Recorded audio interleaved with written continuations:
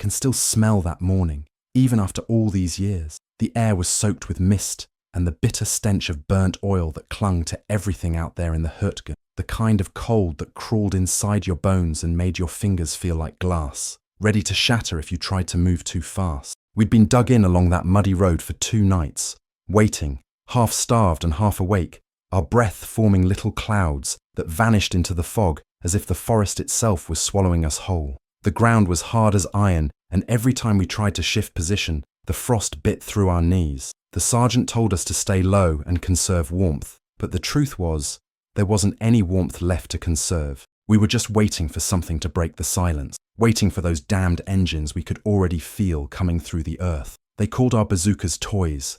I remember that like it was yesterday. The Krauts mocked them over the loudspeakers the day before, their voices echoing through the trees, saying the Americans were arming their boys with fireworks. Maybe they were right to laugh at first. The early bazookas misfired more often than not. The batteries froze, the rockets jammed, the fuses failed, but when they worked like hell. We'd seen what one could do to a half-track 2 villages back, and since then, every man in the platoon treated that ugly green tube like a lifeline. I was the gunner that morning, and Carter, my best friend since basic, was the loader. We'd been through everything together, Sainte-Mère-Église, the hedgerows, Aachen, and somehow we were still breathing, though neither of us knew why. Carter was shaking beside me, not from fear exactly, but from that nervous energy that came before everything went to hell. His lips were cracked, bleeding a little, and his eyes looked like they hadn't closed in weeks. "They'll come through right here," he whispered, tapping the side of his helmet. "Right down this road. You'll see." And he was right. He always was, when it came to trouble. The sergeant crouched beside us, his face ghost pale in the fog, and said quietly, "Don't waste a shot. Wait until they're close.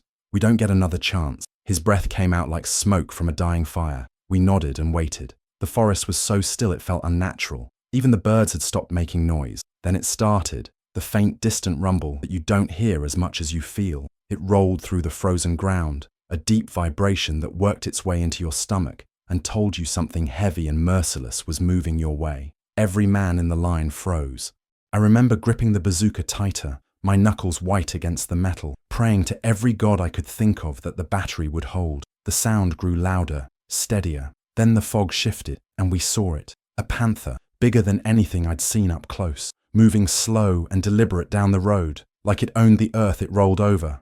Its armor was slick with frost, its barrel scanning the tree line, hunting for ghosts. Behind it came another, and another, their engines grinding like thunder. Carter muttered, "Christ almighty," and I could hear the click of his teeth as he loaded the first rocket. The sergeant gave a nod. That was all. No speeches, no shouting, just that small, silent signal that meant it was time to live or die. I lifted the bazooka, sighted through the tiny frosted lens, and for a heartbeat I hesitated. The tank looked unstoppable, like a living thing made of smoke and iron. Then I squeezed the trigger. The rocket roared out, trailing a line of fire through the fog. For a second, I thought I'd missed. The Panther didn't even slow down. But then came the flash, low and bright under its turret, and the sound hit us like a slap. The whole front of the tank lifted off the road, smoke and flame gushing out like a volcano. The turret stopped moving. The engine coughed once and died. Through the haze, I saw the commander's figure slump forward, his goggles catching the light one last time before he disappeared in the blaze. Carter let out this wild, broken laugh, half joy, half disbelief. "We got him! Jesus, we got him!" he shouted, pounding my shoulder. I wanted to yell too, but all that came out was a dry gasp. My ears were ringing, my vision blurred from the smoke. The second tank behind it started to reverse, its driver panicking, the treads grinding and squealing as it backed into a ditch. The forest came alive with gunfire, our rifles, their machine guns, all blending into one terrible sound. For a few minutes, time didn't exist. There was only the smell of burning fuel, the stinging smoke, and the deep realization that we'd actually survived another moment we weren't supposed to. When it was over, when the road was finally still again, I remember sitting there in that frozen ditch, the launcher heavy in my hands, my breath shaking. The Panther burned for hours. No one spoke. The sergeant just looked at us, nodded once, and walked off to check the perimeter. I stared at that tank until the flames turned to embers and the fog swallowed it whole again. That was the first time I realized how small we really were out. Tiny men with fragile weapons, fighting monsters of steel and fire. And yet somehow, we had won that morning. Tell me in the comments, where are you watching from today? When the smoke began to fade, the silence that followed was worse than the noise. It felt wrong, unnatural, like the forest was holding its breath, waiting for something else to happen. The snow was falling again, soft, quiet, almost beautiful if you didn't know what lay beneath it. The burned shell of the Panther hissed and cracked as the cold settled in, its metal groaning under the weight of frost. Carter sat next to me, still grinning in disbelief, his hands trembling as he tried to light a cigarette. The lighter wouldn't spark. He laughed at that, this short, hollow sound that had nothing to do with humor. "We actually did it," he said, almost whispering. "They said these damn things were useless."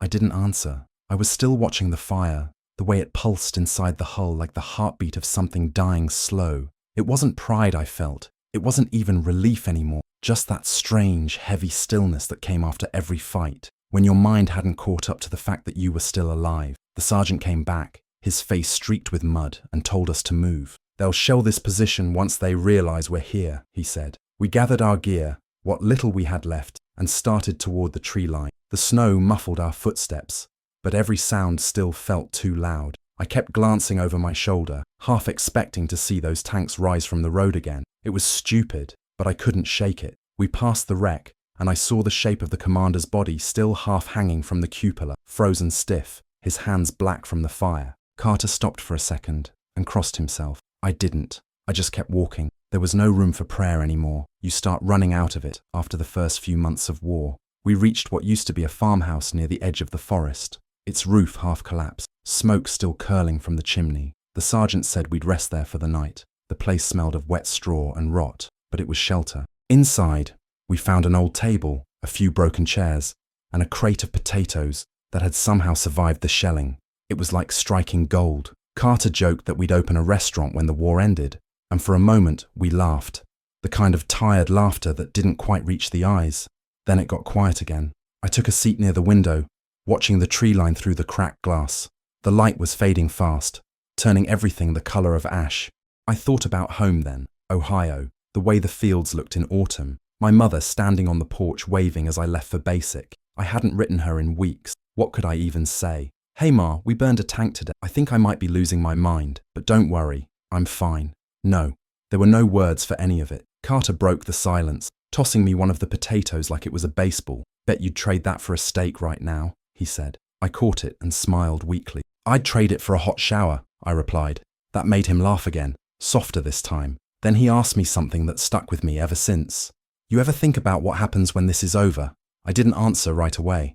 I stared at the potato in my hand, the dirt still clinging to it, and said quietly, "No, because I don't think it ever really will be." He didn't say anything back. We both knew I was right. Even if the war ended, it wouldn't leave us. It would follow us home, hide in the dark corners of our minds, waiting for quiet nights like this to come alive again. Later that night, the sergeant told us to rotate watch.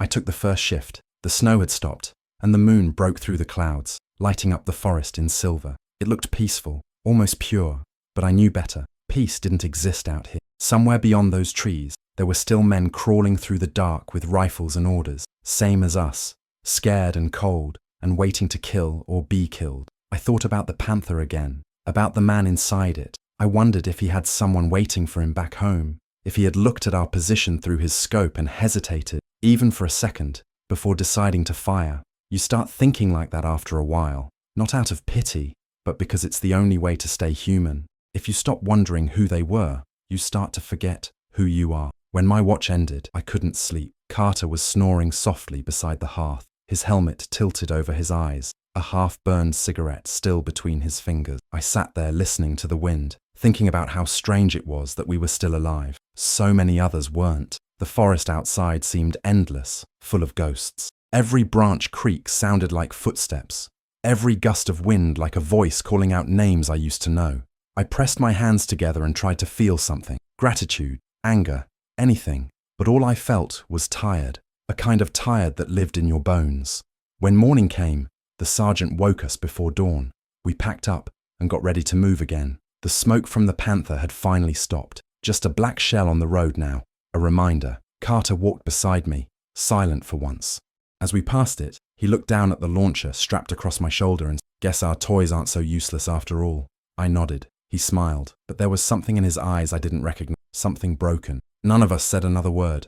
We just kept walking into the fog, the road stretching ahead like a line we were doomed to follow forever. And that's the truth about those days. You never celebrated the victories. You just moved on to the next place, the next fight, the next morning, where the only thing that mattered was that your heart was still beating. Somewhere along the way, we stopped being soldiers and became survivors, carrying ghosts we'd never asked for. That's what no one tells you about war. It doesn't end when the shooting stops. It ends when the memories finally fade. And for some of us, they never do. If you felt this moment, if you understand that quiet after the storm, subscribe. Stick around for the rest of the story. Sometimes, surviving is only the beginning. The march that followed was the kind of quiet that eats at your nerves. The kind that makes every crunch of snow under your boots sound like a scream. The road was narrow and lined with trees that loomed over us like silent witnesses. The fog hung low, thick enough to taste. The sergeant walked ahead, compass in hand, his breath coming out in clouds that vanished almost as soon as they appeared. We were 6 men now, 6 out of the 12 that had started the week before. The others were gone, buried in shallow graves or left where they fell, because there was never enough time to do it right. You tell yourself you'll come back for them, but you never do. The war moves faster than your promises. Carter walked beside me, his face drawn, his helmet tilted slightly back. He hadn't said much since that morning. None of us had. There was this unspoken rule after a fight like, you didn't talk about it, you carried it in silence. Talking made it real, and real was unbearable. We moved until the sun started to dip behind the trees, casting long shadows that made the forest look alive. The sergeant raised his hand and signaled for a halt. Up ahead, through the haze, we could see the outline of a small village. What was left of one anyway. Roofs blown open, walls pocked with bullet holes, smoke rising from somewhere behind the ruins. The smell hit us before we even got close. Burnt wood and something worse. Something you never forget. We'd seen it before in France and again in Belgium. What was left after the armor rolled through and civilians got caught in between. You could tell the story of the war through smells alone, if you had the stomach. The sergeant gave us our orders. "Secure the area," he said. "Check for movement, and for God's sake, stay sharp." We spread out, moving between the skeletons of houses, rifles up, nerves stretched thin. Inside what used to be a bakery, I found a photograph lying in the rubble, a family of 4, smiling in the sunlight, their faces young and soft, untouched by the kind of fear that had become second nature to us. The picture was scorched along one edge, but I could still see the little boy holding a wooden toy tank. My throat tightened. I don't know why I picked it up, but I did. I slipped it into my jacket and kept moving. Carter found me a few minutes later near what used to be the town square. There was a well there, half collapsed, and a few frozen bodies nearby. Civilians, mostly women. He didn't say a word, just looked at me and then at the bodies. His jaw clenched. "They never even had a chance," he muttered. I nodded. You stop trying to find words for things like that. The sergeant came around the corner, motioning for us to regroup. "We're staying here tonight," he said. "We'll dig in, rest, and move at dawn." We set up what little perimeter we could. Carter and I took shelter in a half-destroyed barn that smelled of smoke and wet hay. The wind slipped through the holes in the walls, and every time it howled, the loose boards rattled like bones. I took the photograph out again and stared at it under the flickering light of my flashlight. "Think they made it out?" Carter asked quietly. I shook my head. He sighed, pulled his blanket tighter around his shoulders and said, "Sometimes I think the lucky ones are the ones who didn't." I didn't argue. He wasn't wrong. You start to believe that death might be a kind of mercy after a while, the kind that comes quick, before the cold and the noise and the weight of what you've seen can crush you. Later that night, the distant rumble started again, faint but unmistakable. Tanks, maybe half a mile off, maybe closer. The sergeant whispered orders, his voice sharp but steady. "Positions. Stay low. No lights. Wait for my signal." We scrambled into the shadows, hearts pounding, hands shaking. The sound grew louder, deeper, until it filled the air around us like a heartbeat. The fog began to glow faintly from the reflection of distant fire. I felt my chest tighten. We were too few, too tired, too damn cold to fight again, but there was no choice. War doesn't wait for you to catch your breath. It just keeps coming. I reached for the bazooka, checked the battery, loaded the rocket. Carter was beside me, whispering a prayer under his breath. "Don't jam now," he said, as if the weapon could hear him. The first silhouette appeared at the edge of the village. Dark, massive, the unmistakable shape of a tiger this time, not a panther. Its engine roared, echoing through the ruins. My stomach turned. A tiger meant trouble. Thick armor, long gun, near impossible to kill from the front. The sergeant signaled for us to hold fire. We waited, the air so still it hurt. The tiger rolled forward, crushing debris beneath its treads, the ground trembling with every step. Then it stopped, turret turning, the barrel scanning our position. For a moment, it pointed right at us, and I swore I could feel its eyes on me, cold and certain. Carter's hand brushed my shoulder. I could feel him shaking. Now?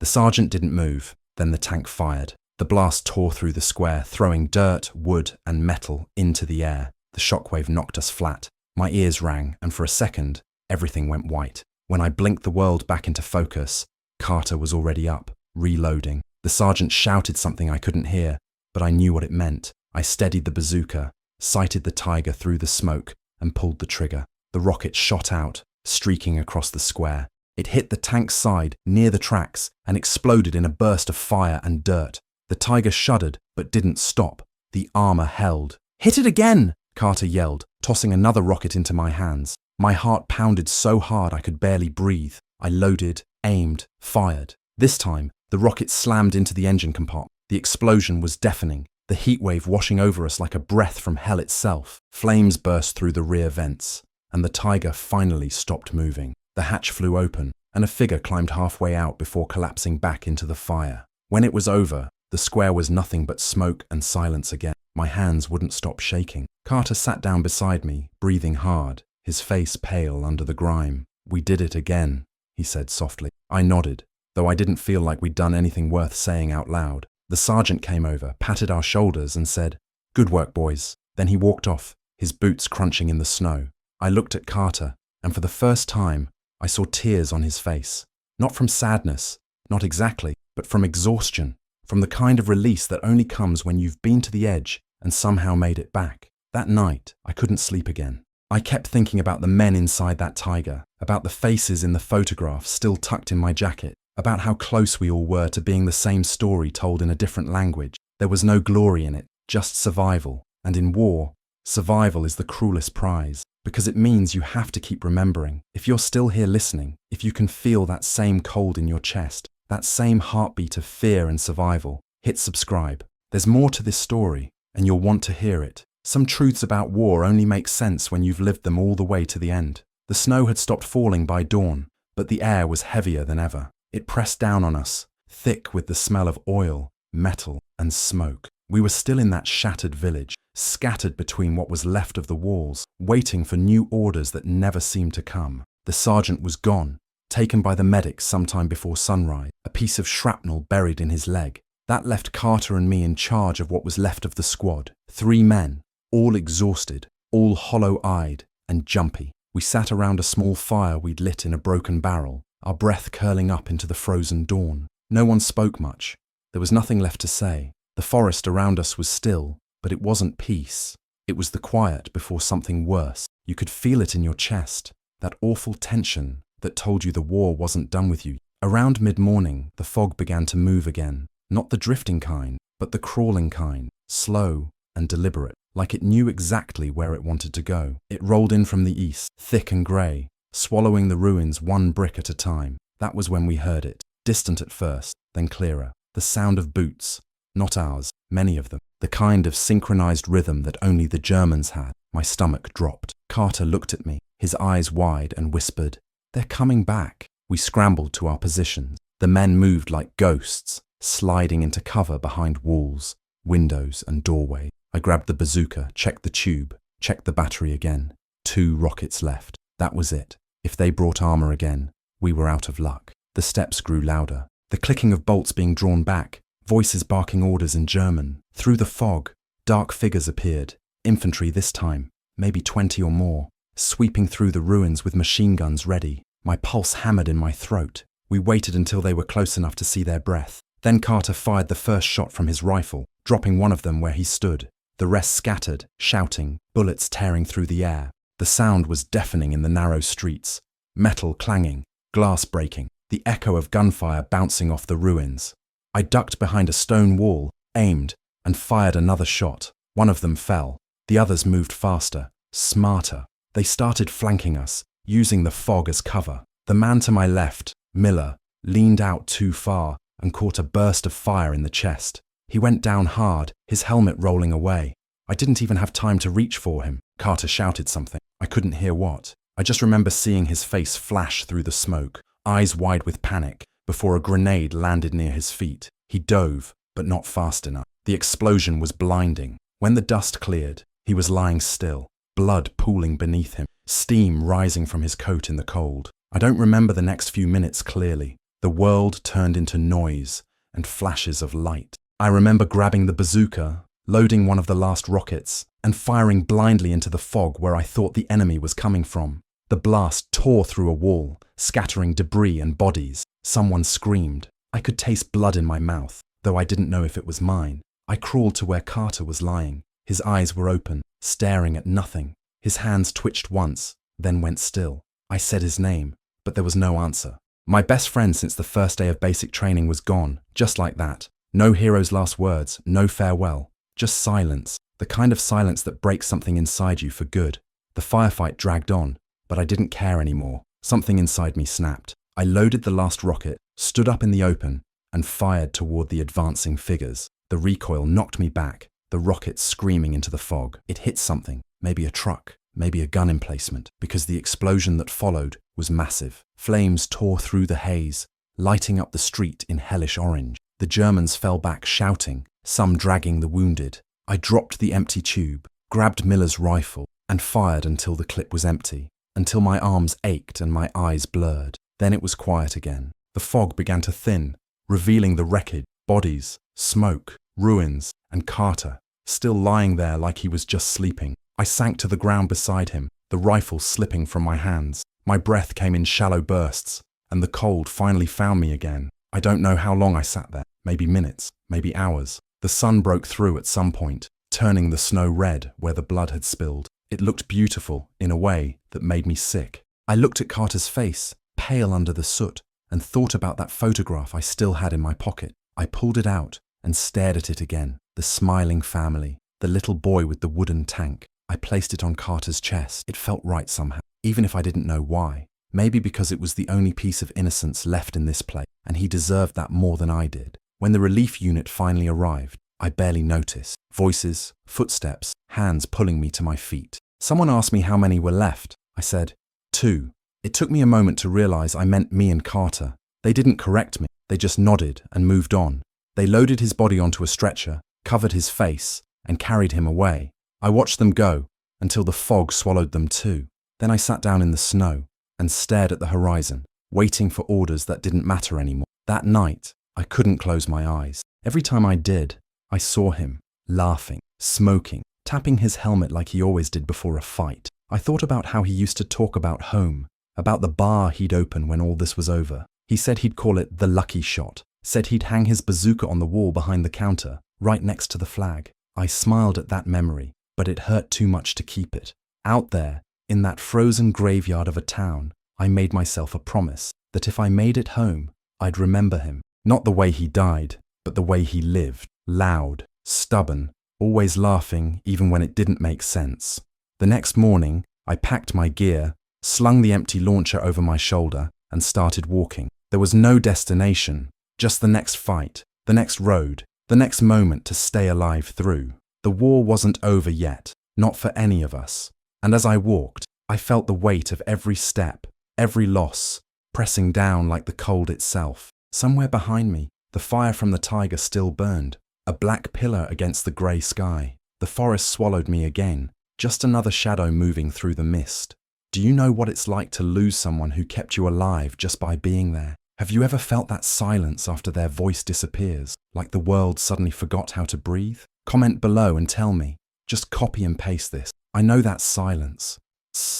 The days that followed blurred together like smoke in the wind. I don't remember leaving that village, not really. One moment I was there, standing over what was left of Carter, and the next I was walking through the forest again, my boots dragging through mud and snow that had turned the same dull colour of old blood. The war didn't give you time to grieve. It just pushed you forward, day after day, until grief turned into something else, something quiet and heavy, that sat behind your ribs and refused to leave. I carried that with me for the rest of the campaign. Not a day went by that I didn't think of him. Every time I saw a flash of smoke on the horizon or heard the distant growl of a tank, I'd glance over my shoulder, half expecting him to be there, cigarette between his lips, making some smart remark to cut through the fear. But he never was. Just empty air and the whisper of the trees. We joined up with another unit a few days later, men from the 9th Division, rough-looking, tired like us.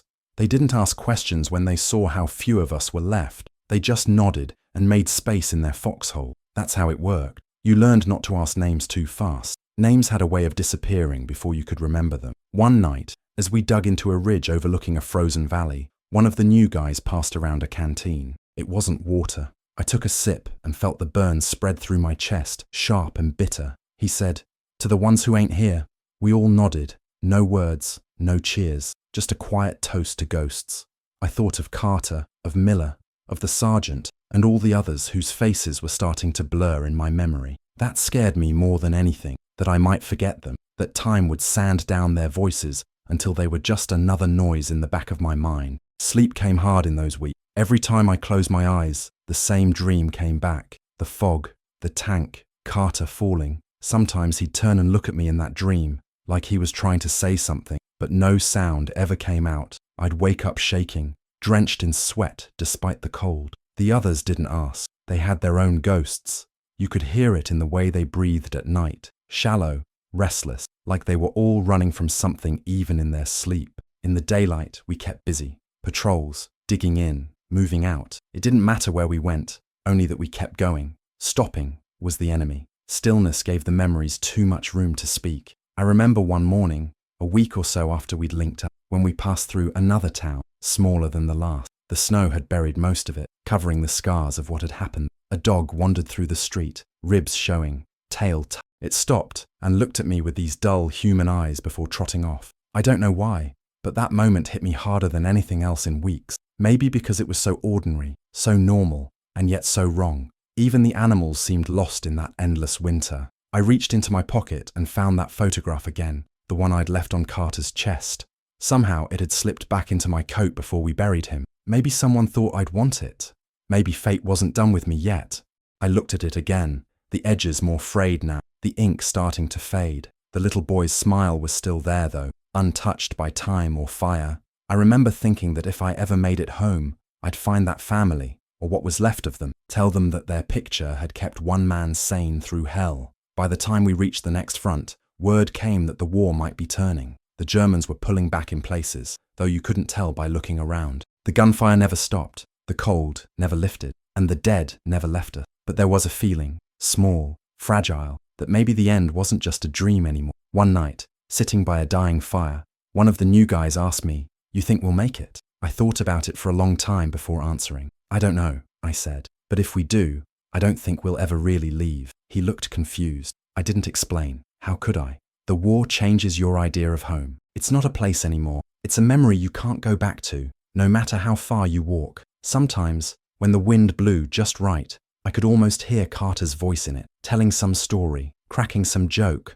like nothing had happened. I'd close my eyes and listen until it faded. Maybe that's how I survived those last months, not by strength or luck, but by chasing echoes of the people I'd lost. Each one a reminder that I wasn't fighting for medals or glory. I was fighting to make their stories mean something. Even if the world forgot their names, I wouldn't. That was the only promise I could. When the orders finally came for us to move again, I packed my things in silence. I looked at the photograph one more time and slipped it into my pack, careful this time, like it was the last fragile piece of humanity I had left. Before we left, I took one last look at the snow-covered town, the burnt-out buildings, the empty streets.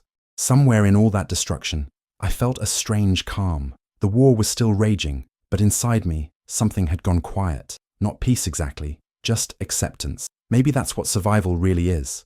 Not winning, not escaping, but learning to carry the noise until it becomes part of you. We started walking again, the sound of our boots fading into the distance. The horizon ahead was grey and endless, but I didn't care. Every step away from that place felt like a promise, to Carter, to myself, to anyone who had ever believed there was something left worth saving. If you've stayed with me this far, if you've felt the weight of these memories as I have, subscribe. This story isn't over yet. Some wounds take a lifetime to heal, and the next part is where the scars start to speak. After the fighting finally eased, the silence became its own kind of noise. It followed me everywhere, in the sound of my boots on empty roads, in the soft whistle of wind through broken windows, in the quiet moments when no one dared to speak. They called it peace, but it didn't feel like peace to me. It felt like the world had stopped breathing, like the earth itself was trying to understand what we had done to it. The snow began to melt around that time, turning the ground into thick mud that swallowed everything. Spent shells, lost boots, the last traces of men no one would ever find. I remember standing at the edge of a field once, the frost glittering under the first real sunlight we'd seen in weeks, and realizing I couldn't feel anything. Not relief, not sadness, not even joy, just emptiness, like something inside me had frozen too, and I didn't know how to thaw it. We were stationed in a small village not far from the Rhine, waiting for orders that never came. The locals were cautious, eyes hollow, moving like ghosts through the wreckage of their own lives.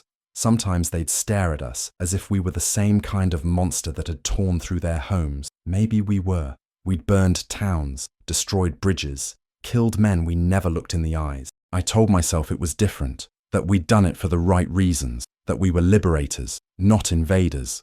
But late at night, when everything was still, I wasn't sure anymore. Every shot fired had a face attached to it, even if I didn't see it. You don't realize that until the guns go quiet, until you're left with nothing but time and memory. One night, I wandered out past the edge of camp. The air was cold, the stars pale and far away. I found a small chapel, half collapsed, its door hanging by a hinge. Inside, the air smelled of dust and burnt wood.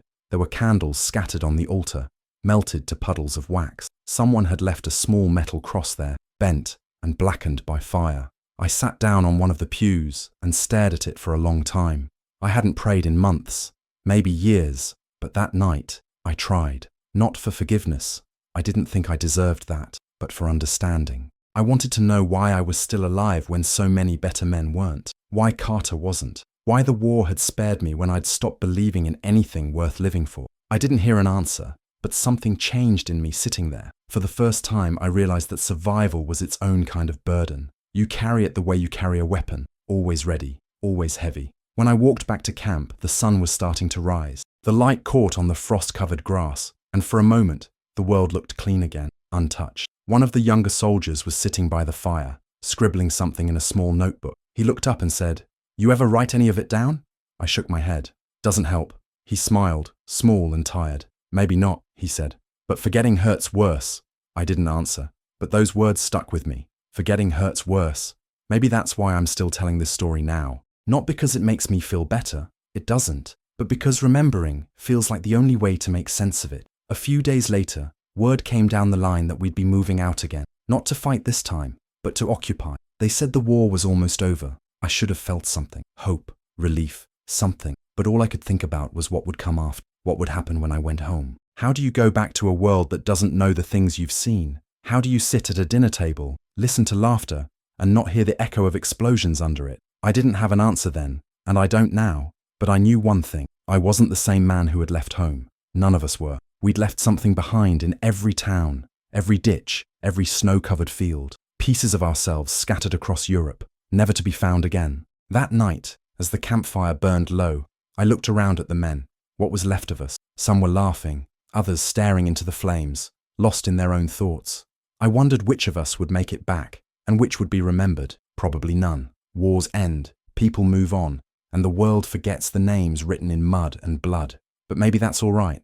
Maybe being forgotten is another kind of peace. Carter used to say that all he wanted was to live long enough to see the morning after. Maybe, in some way, we both did. So here I am, years later, still chasing that morning light, still trying to understand what it means to have survived. Some days, it feels like a gift. Most days, it feels like a debt I'll never repay. But if you've listened this far, if you've felt that weight, the silence after the war, the ache that lingers long after the noise, then maybe you understand. And maybe that's enough. If this story has found something in you, if you've ever carried a memory you couldn't let go of, subscribe, stay with me. There's one last chapter left, and it's the one that finally says goodbye. I came home in the spring of '46, though calling it home didn't feel right. The town looked smaller than I remembered, the houses neater, the streets quieter. The war hadn't touched it, not the way it touched me. The air smelled of fresh rain and cut grass. and people smiled when they passed me on the street. They said things like, "Welcome back," and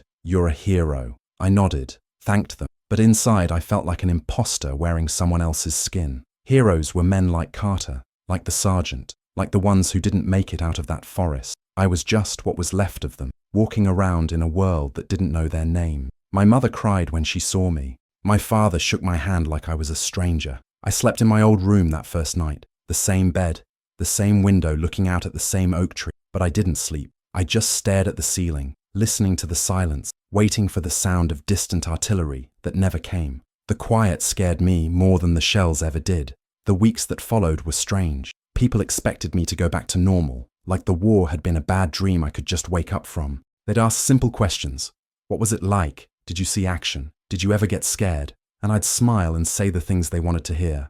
I never told them about the smell of burning steel, about the fog that swallowed men whole, about Carter's laugh echoing through my head at night until I wanted to scream. I never told them that I still kept the photograph in my pocket, the one from that burned village. It was folded, torn, the image almost gone now, but I couldn't throw it away. It reminded me of something pure, something untouched by all of it. Maybe that's why I kept it close. A small piece of proof that not everything in this world was destroyed. Sometimes I'd go for long walks at night, down by the river. The water was dark and steady, the way it always had been. I'd watch it move, silent and endless, and think about all the things that had passed through it. Snow, blood, ashes, dreams. The current never stopped, just kept going. Maybe that's what life was supposed to be like. Not healed, not fixed, just moving forward. The hardest part wasn't remembering the war. It was trying to live after it, to learn how to smile again without feeling guilty, to laugh without hearing the echo of gunfire in the back of my head. Some nights I'd dream of Carter standing beside me, looking out across the water. He'd light a cigarette, hand me one and say, "You made it home, kid." I'd tell him I didn't deserve it, and he'd just grin that same grin, the one that used to drive me crazy, and say, "Then make it mean something." And I'd wake up before I could answer. I started writing about it years later, not for anyone else, not at first, just for me. The notebook was small, the pages yellowed, but each word felt like I was pulling a splinter from somewhere deep. Every memory, every sound, every face. I thought maybe if I wrote it all down, I could leave it on the page, stop carrying it around. But that's not how it works. The past doesn't leave you. It just finds new ways to speak. Sometimes through dreams, sometimes through silence, sometimes through stories like this one. Now, when I look back, I don't see battles or medals or maps. I see faces, the men beside me in the ditch, the family in the photograph, the boy with the wooden tank, the commander whose eyes I never saw. I see Carter, always Carter, laughing in the snow, telling me not to think so damn much. I still hear his voice when the world gets too quiet, and maybe that's the point of remembering, not to relive it, but to keep them alive, in some small way, in the only way we can. If there's one thing the war taught me, it's that peace isn't silent. It's learning to live with the noise inside you and still keep walking. So that's what I do. One day at a time, I walk, I remember, I tell the story, and I hope that somewhere, somehow, it reaches someone who needs to hear it. Because maybe you fought your own kind of war, one no one else sees. Maybe you've lost someone too. Maybe you carry a photograph in your heart the way I carry mine. If you do, like this video, share it and subscribe. Not for me, but for every story that deserves to be remembered. Every name that shouldn't fade. Because memory is the only battle that never ends. And together, maybe we can keep the light burning a little longer.